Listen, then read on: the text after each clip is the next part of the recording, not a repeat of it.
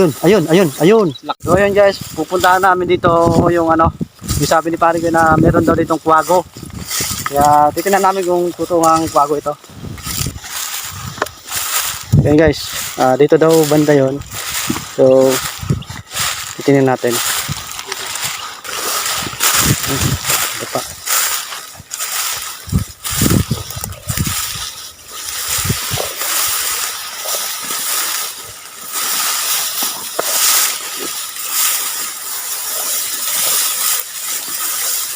Ayun.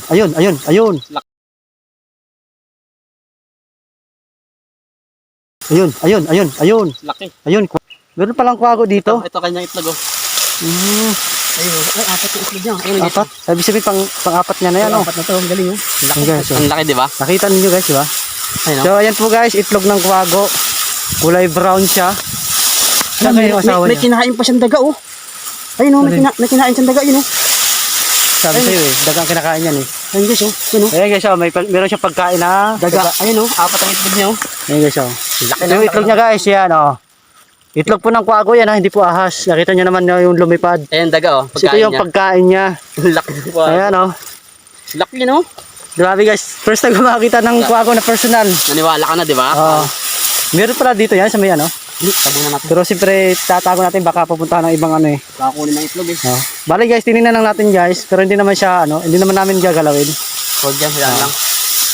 Sana dito makita nung ibang. Nakaraan pagpunta ko, 3 lang yan. Ayun, dalawa na. Guys. Yung asawa niya kaya wala ano. Wala ngayon, baka naghanap ng pagkain.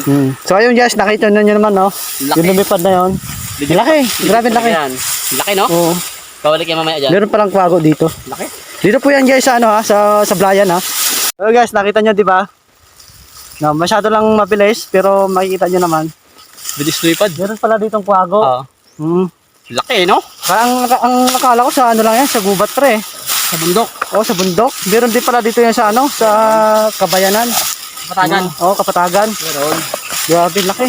Laki nga eh, kulay ano. Pero wala yung asawa niya, no? Dalawa yung pre nakaraan sila. Dalawa daw sila, guys, bago yung nakarang linggo 'yon. Oo. Bale siguro yung asawa naghanap buhay. Naghanap ng pagkain. So ayan guys. So meron palang kwago dito sa baka nandun sa kabit niya yung ano siya.